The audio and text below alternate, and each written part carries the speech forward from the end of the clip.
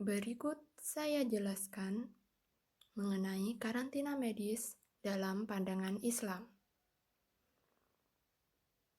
Dewasa ini, karantina dianggap sebagai sarana terpenting dalam mencegah penyebaran penyakit menular. Ketika karantina diberlakukan di sebuah wilayah yang terserang epidemik, maka setiap orang dilarang keluar masuk wilayah tersebut. Dalam sejumlah hadis, Nabi telah menjelaskan tentang prinsip karantina medis ini dengan gamblang. Beliau melarang orang-orang untuk masuk ke suatu negeri yang terserang wabah, juga melarang orang-orang yang tinggal di negeri itu keluar dari negerinya. Bahkan beliau menganggap orang yang melanggar ketentuan ini seumpama orang yang lari dari peperangan. Lari dari peperangan adalah suatu dosa besar yang harus dihindari. Dan Rasulullah menetapkan pahala mati syahid bagi orang yang bersabar menghadapi larangan tersebut. Imam Bukhari dan Muslim meriwayatkan dari Abdullah bin Abbas. Dikisahkan bahwa Umar bin Khattab tengah berangkat menuju Syam. Ketika sampai ke daerah Sarak, Umar bertemu dengan pemimpin pasukan kaum muslim, yaitu Abu Ubaidah bin Jarrah dan para sahabatnya. Mereka memberitahu Umar bahwa wabah tersebut tengah melanda negeri Syam. Ibnu Abbas melanjutkan penuturannya. Umar lantas berseru, "Panggil kaum muhajirin pertama." Maka dipanggillah para pemuka muhajirin itu. Umar lantas meminta pertimbangan mereka dan memberitahu mereka bahwa wabah tengah melanda negeri Syam. Orang-orang muhajirin pun berselisih pendapat tentang hal ini. Sebagian berkata, kita ini keluar untuk satu tugas dan tak patut bagi kita untuk kembali lagi tanpa menuntaskan tugas itu. Sebagian lagi berkata kepada Umar, kau sedang bersama sahabat-sahabat Rasulullah yang masih tersisa. Kami pikir kita tidak boleh membawa mereka ke tempat wabah itu. Cukup, kata Umar. Selanjutnya berseru, sekarang panggillah kaum Anshar. Orang-orang Anshar pun dipanggil. Umar lalu meminta pertimbangan mereka. Ternyata di tengah mereka pun mengalami perdebatan yang sama dengan kaum muhajirin. Akhirnya Umar berseru, cukup. Kemudian ia berkata, panggillah para tetua Quraisy yang pernah berhijrah pada masa Fatu Mekah atau penaklukan Mekah. Maka Ibnu Abbas memanggil mereka. Tak seorang pun yang berhalangan hadir kecuali 2 orang saja. Mereka berkata, kami pikir kau harus kembali membawa orang-orang ini. Kemudian Umar berseru di hadapan seluruh kaum muslimin. Besok pagi, aku akan pulang kembali ke Madinah. Maka di pagi harinya mereka pun pulang. Abu Ubaidah lantas bertanya kepada Umar, apa kau lari dari takdir Allah? Umar menjawab, sekiranya bukan kau yang mengucapkan hal ini, wahai Abu Ubaidah, ya, kita lari dari takdir Allah untuk menuju takdirnya yang lain. Bagaimana menurutmu, sekiranya kau memiliki seekor unta yang kau gembalakan di sebuah lembah yang memiliki 2 tepi? Salah satunya subur dan yang lain kering. Bukankah jika kau menggembalakan untamu di padang yang subur itu, berarti kau menggembalakannya dengan takdir Allah? Dan jika kau menggembalakannya di ladang yang kering, kau juga menggembalakannya dengan takdir Allah. Kemudian Abdurrahman bin Auf datang. Ia baru selesai menunaikan keperluannya. Kemudian ia pun ikut rumbuk dan berkata, dalam masalah ini, aku tahu sesuatu dari Rasulullah. Aku mendengar beliau bersabda, jika kalian mendengar ada wabah di suatu negeri, maka jangan kalian datangi negeri itu.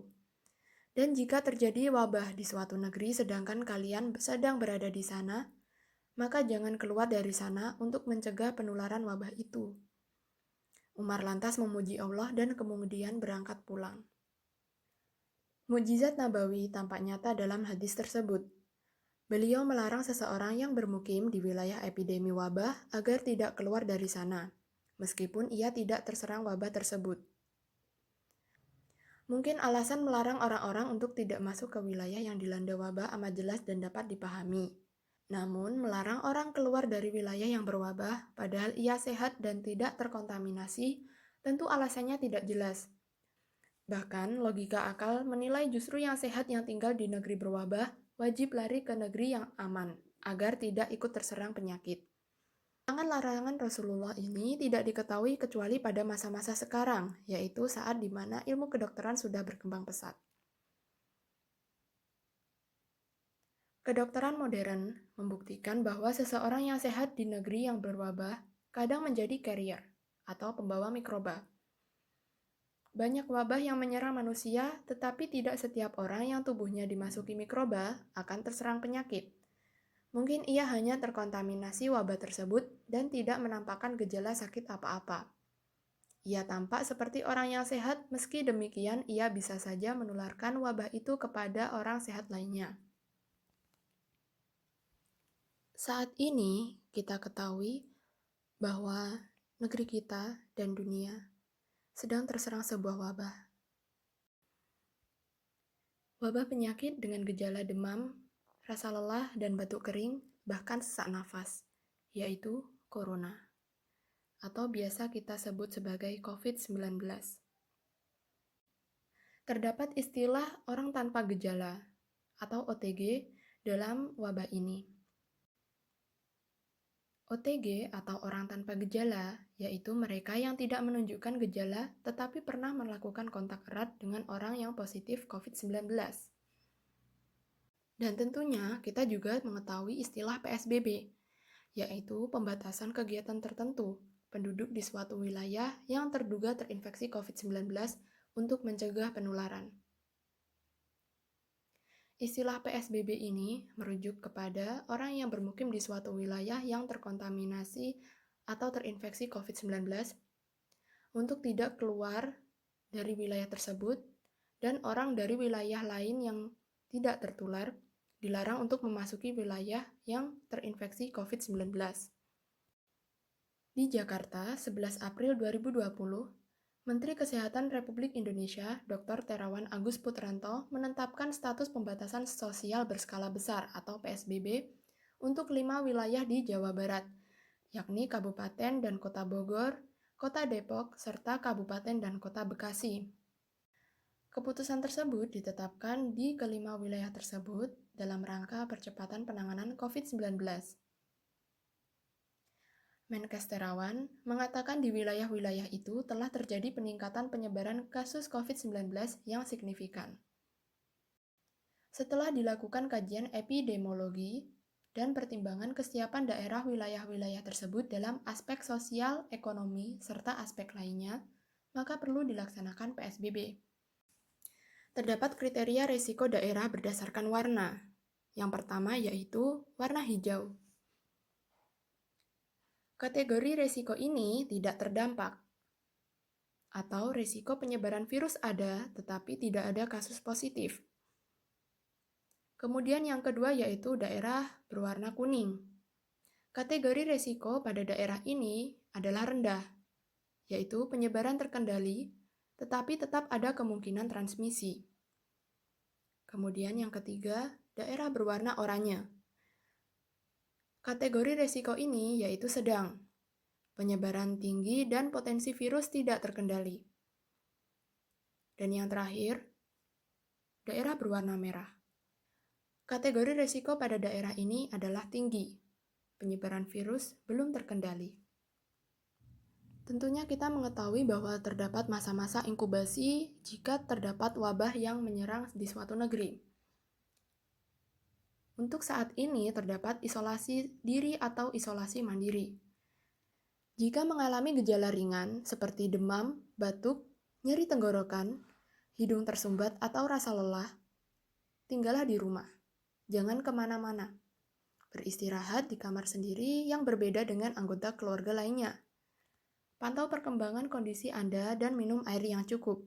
Hanya orang dewasa sehat yang merawat, dan mereka harus cuci tangan pakai sabun dan air mengalir sebelum dan sesudah memasuki kamar.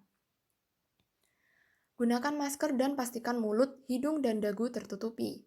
Bila ada orang yang membantu Anda di rumah, dia pun harus menggunakan masker.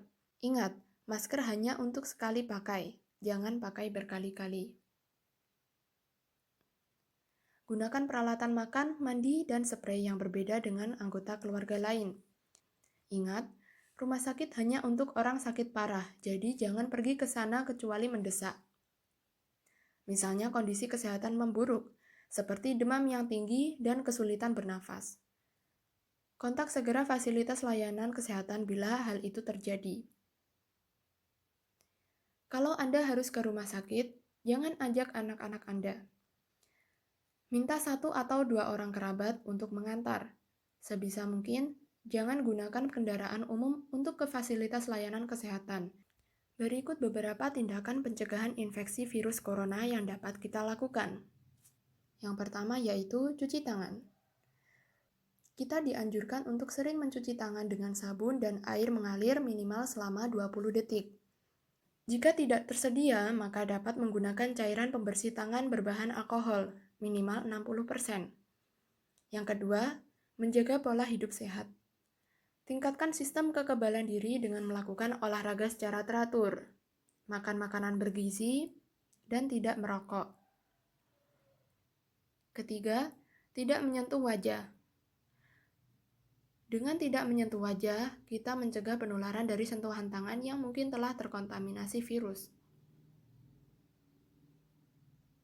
Keempat, pakai masker. Disarankan menggunakan masker jika merasakan gejala. Yang kelima, jaga jarak. Gunakan cara bersalaman yang tidak saling menyentuh. Dalam keramaian, jaga jarak dengan orang lain minimal 1 meter. Keenam, etika batuk. Tutupi hidung dan mulut dengan siku terlipat atau tisu yang langsung dibuang ke tempat sampah tertutup setelah digunakan.